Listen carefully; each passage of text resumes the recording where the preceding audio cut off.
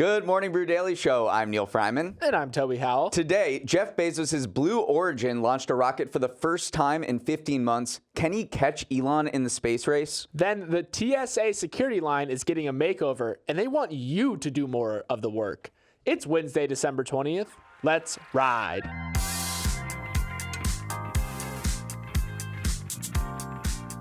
Toby, new renderings were released for a mammoth apartment building that would become the second tallest building in the United States, and you'll never guess where it is. Neal, can I guess? Okay. I guess? Is it Oklahoma City? Spot on. Under a developer proposal, Oklahoma City would get a luxury apartment tower 134 stories tall, dwarfing the current skyline and standing twice as tall as the current tallest building in OKC, Chet Holmgren. If this happens, development wouldn't begin for another year or two, and the building will be constructed in phases, so the height would be contingent on demand. The more people who want to live there, the taller it goes. Toby, I'm calling it now. In 20 years, Oklahoma City is going to be indistinguishable from Dubai. First of all, the imagery of one of the least dense cities in the entire Western Hemisphere getting the second tallest skyscraper in the USA is surreal and hilarious. It went viral yesterday. I also think that the developer is kind of doing a psychological trick here and releasing the rendering of the absolute tallest it could ever be, which might help the smaller, less ambitious part of the proposal get approved. So there's like some psychological trick here. I want to see it happen, though. Me too. How funny would that be? Okay, before we jump into the news, quick shout out to our friends over at Yahoo Finance. Neal, I did something really unwise last night. Oh, no. Did you try to make Gordon Ramsay's beef Wellington by memory again? No, although I will do that one day. I accidentally fell down the rabbit hole of seeing how much money I would have made if I invested in certain stocks a few years ago. Such a bad idea. Hopping onto Yahoo Finance and combing through Tesla's stock chart, or even worse, Domino's Pizza, you'll have some regrets, Neal.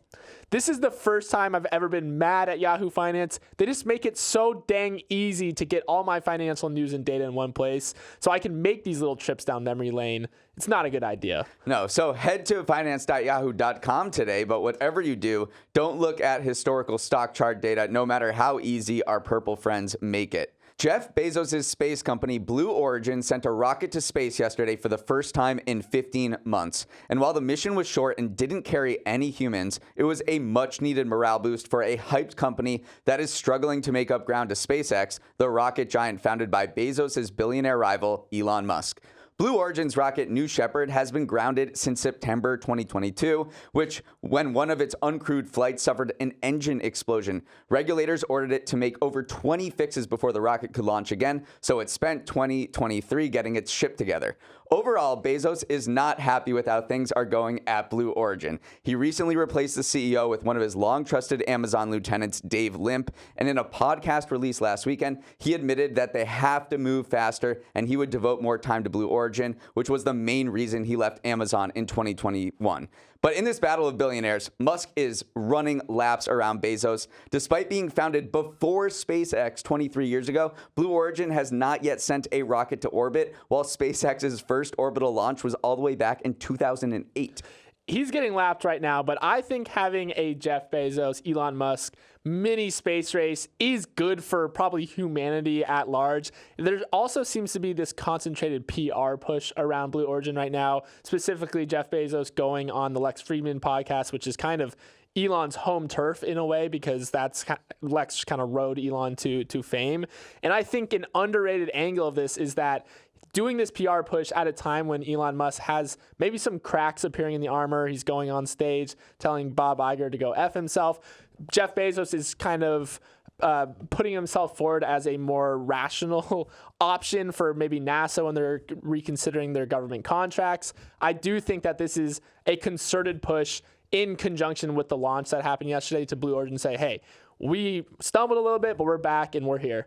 Yeah, Blue Origin did lose that lunar lander contract, which was worth $2.1 billion to SpaceX a couple years ago. But honestly, it has some pretty cool projects cooking up in the lab. It won a $34 million contract from NASA to make solar cells and transmission wire out of moon dust, essentially. It wants to build a commercial space station, and then it also says it wants to build the Amazon Web Services of space, which sounds pretty sexy. I don't know exactly what it means, but I think in practical terms, it is a ship that moves in between orbits and shuttles things around. So Bezos wants to kind of do what he did best at Amazon, which was make sort of the infrastructure for other companies to flourish. The same thing in space, and we'll see if he can do it. So speaking of Amazon, Amazon has this kind of Starlink-esque project called Kuiper, where they're trying to launch these internet-connected satellites, much like we've seen with Elon Musk's Starlink service. But that is also relying heavily on kind of Blue Origin getting its act together and using Blue Origin rockets to launch that into space. So there's a lot on the line in terms of just monetary gain. You got to show results in the rocket business. You can't just talk about these futuristic concepts. You need to launch stuff into space.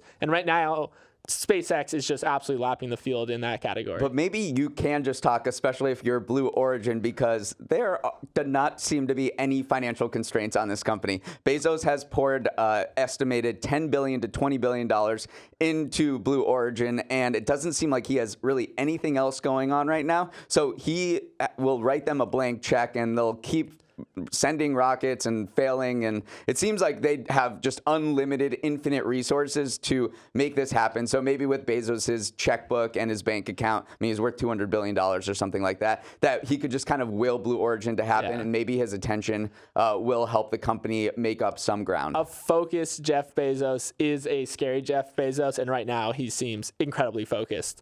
All right, video game lovers, listen up. A big hack has finally come for your industry. We've seen casinos, hospital, gene sequencing companies all affected, but this time it's Sony-owned video game developer Insomniac Games in the crosshairs. The leak contained 1.67 terabytes of data with nuggets about Sony's future game schedule among the most valuable pieces of info leaked.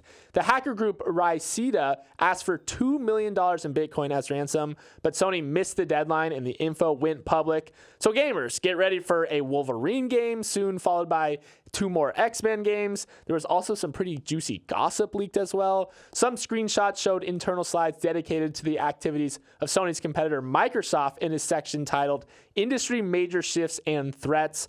But perhaps the most alarming part of this specific hack was just how dang easy it was. A spokesperson for Rysida, the group behind the attack, said in a statement, "We knew that developers making games like this would be an easy target. We were able to get the domain administrator within 20 to 25 minutes of hacking the network." Neal, 20 to 25 minutes, and suddenly Sony's gaming hopes and dreams for the next decade are laid bare for the world to see. I kind of want to push back on your assertion that you said the video game industry hasn't suffered some hacks and leaks, because it seems like one of the major industries where this happens. I mean, just last year, Take-Two Interactive, which is the studio behind GTA, Grand Theft Auto, suffered this massive hack in GTA 6, which is probably one of the most hyped games in recent memory. That was released on the internet to see. So this has happened before, and I want to call us back to 2014 when Sony's movie studio got hacked, because this is a different whole thing, but it definitely brought back bad memories for Sony,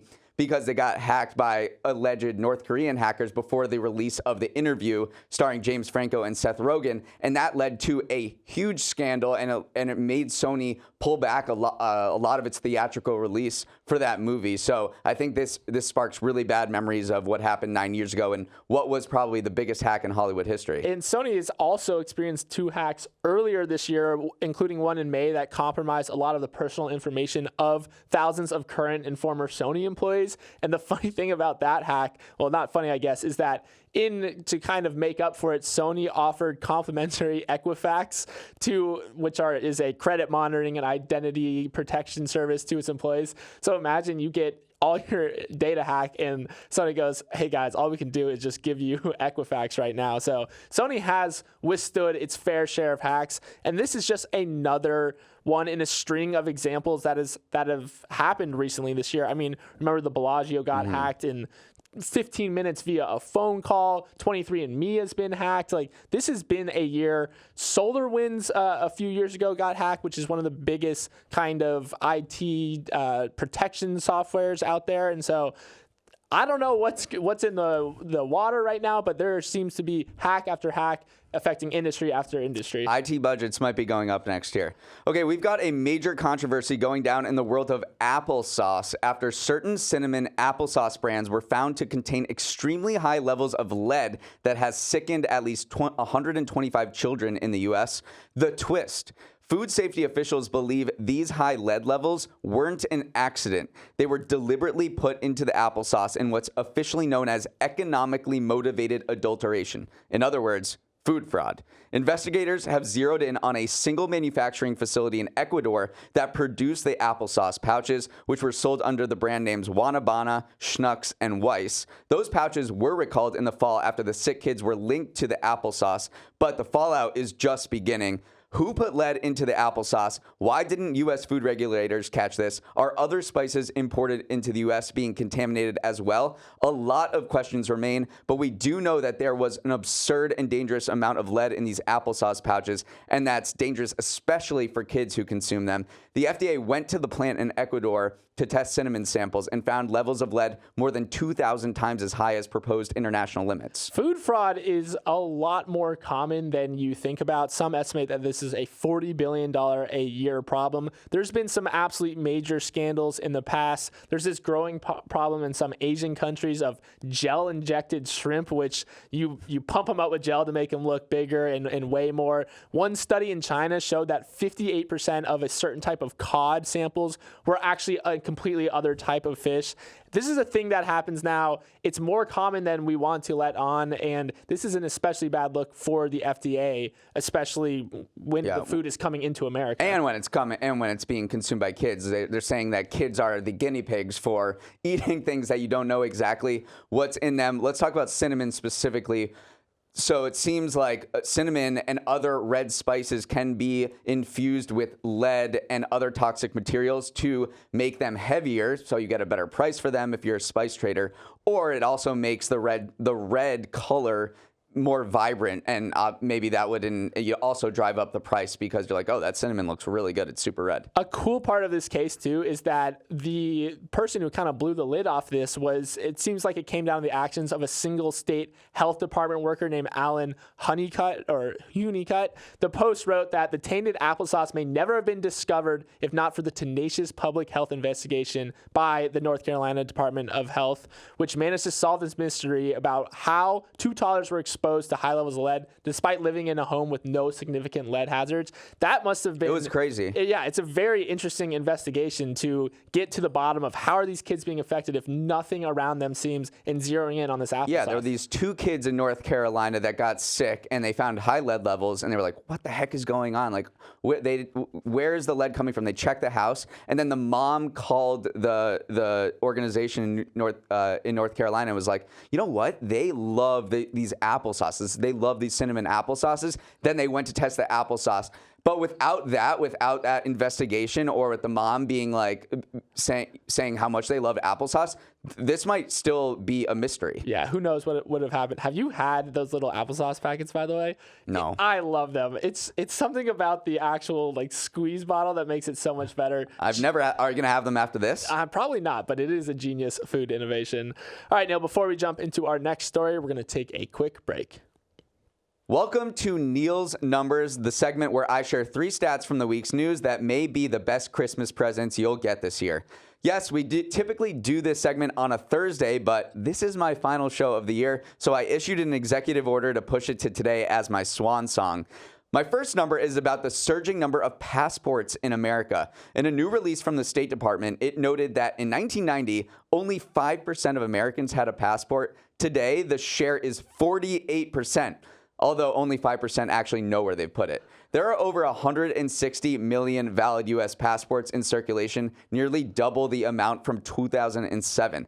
The context for these stats was an announcement that the time to get your passport processed has finally returned to pre-COVID levels. There was an unprecedented spike in demand last year when the State Department issued 24 million passports and faced major delays, but that has now subsided, and you should expect to get your passport sent to you in the typical 6 to 8 weeks. Tolbert, I think this is overall a huge win with more Americans traveling abroad. Definitely a win. I also just want to revisit your lead to this story. You made it sound like this is your swan song. You're not coming back. Oh, yeah. He's coming back next year, folks. He's just taking a little winter break here. But yes, this definitely reflects the boom in international travel. It's certainly more of a modern thing. I just couldn't help but think about how blissful it must have been to travel abroad, maybe to Europe. Back in the 90s, where only 5% of Americans have a passport. Now everything is so crowded. So it made me nostalgic for the good old days of the 90s. There's also an interesting Pew survey that came out recently about how many Americans travel abroad. They found that 76% of Americans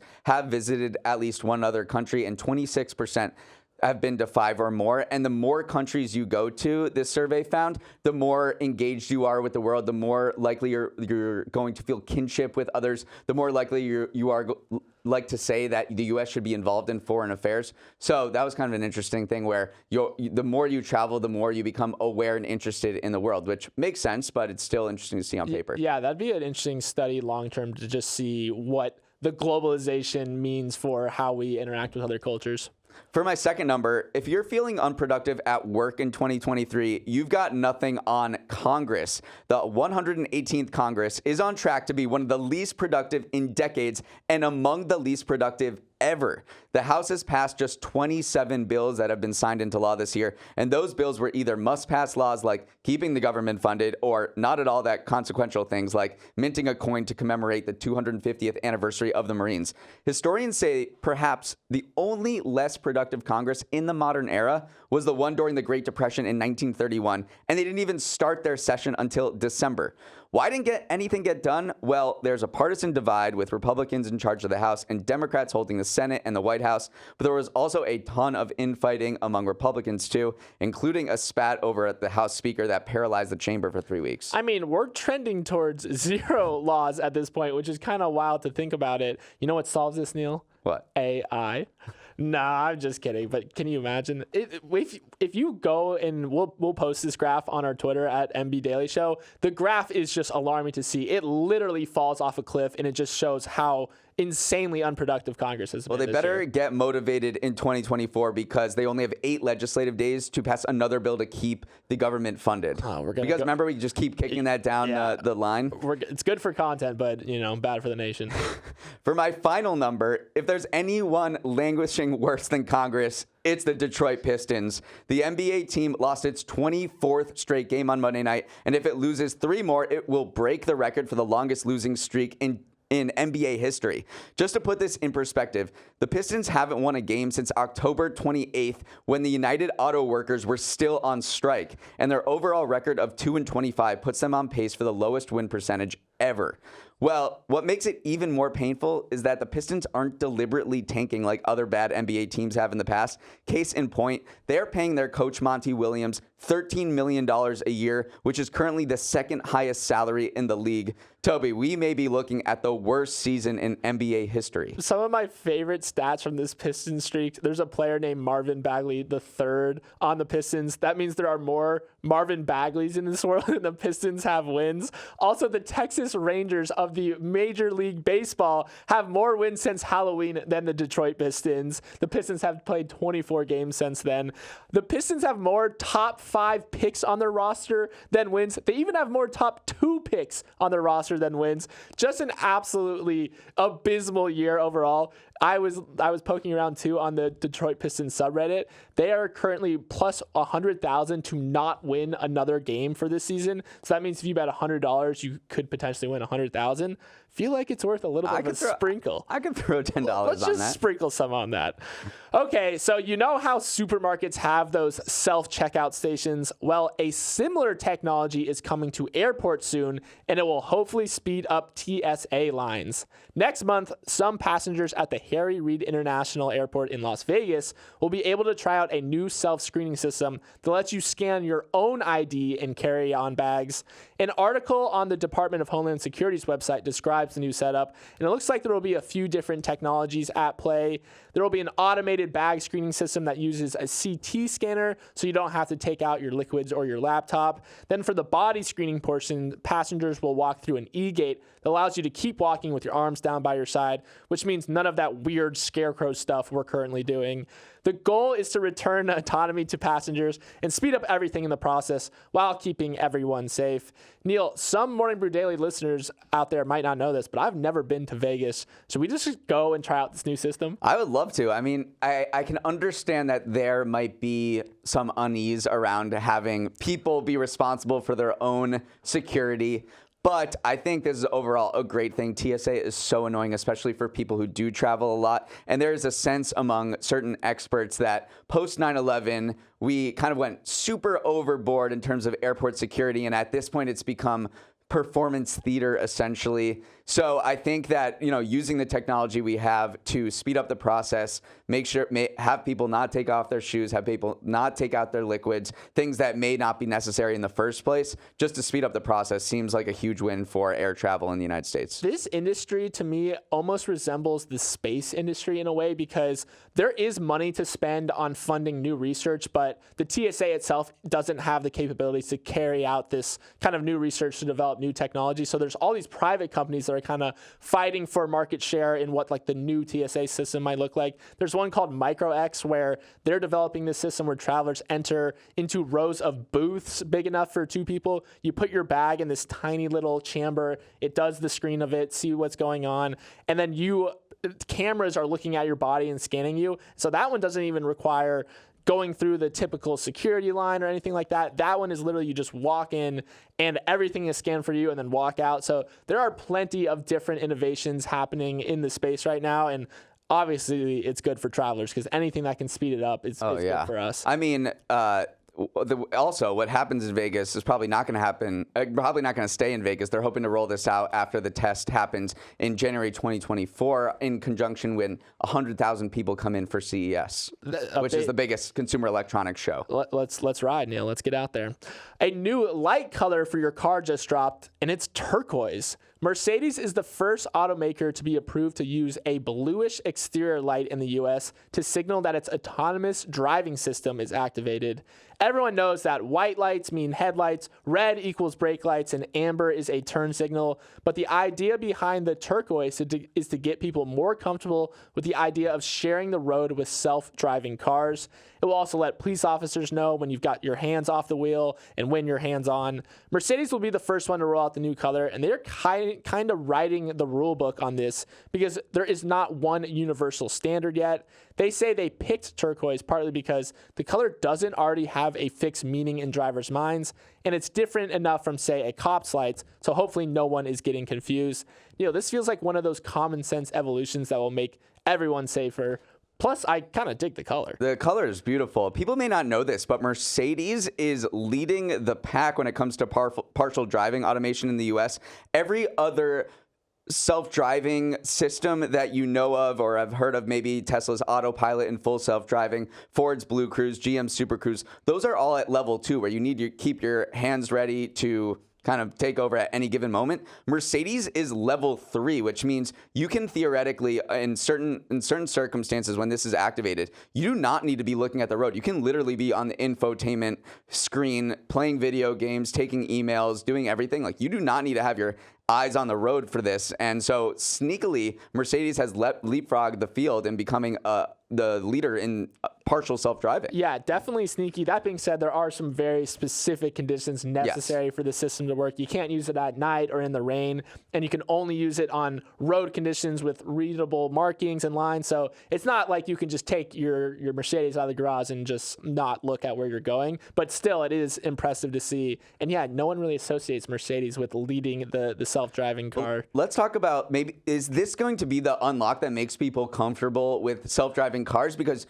there's a lot of criticism that, GM's Cruise has been rolled back, but maybe it's this single light color that could really change things here, because it's not just about having cars on the road that can drive. It's about really communicating with the external world and the external environment about what your car is and how it's driving and who's driving it. So maybe a single blue light when police officers pass by and when other passengers pass by and they see that you're texting or something and they don't freak out, or if a car's going slow or doing something a little weird that a human driver may not do, maybe that simple communication from that light will do wonders for acceptance in self-driving. I think it's a genius innovation. My one pushback is I'm a curious guy. And so if I see a Mercedes cruising by with those blue lights on, I would want to pull up next and see whatever the person driving is doing or not doing. So that's my one pushback. Curiosity might take this down. All right, that is a wrap on our show. This is my final sign-off of the year, so I just wanted to wish everyone a Merry Christmas, Happy Holidays, Happy New Year, all of it. I will miss you.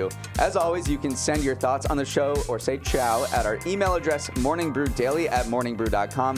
Let's roll the credits. Emily Milliron is our editor and producer. Samantha Velez and Raymond Liu are our associate producers. Uchenna Ogu is our technical director. Billy Menino is on audio. Hair and makeup shows up less often than the Pistons. Devin Emery is our chief content officer, and our show is a production of Morning Brew. Great show today, Neal. Let's run it back with you in the new year, but with me tomorrow.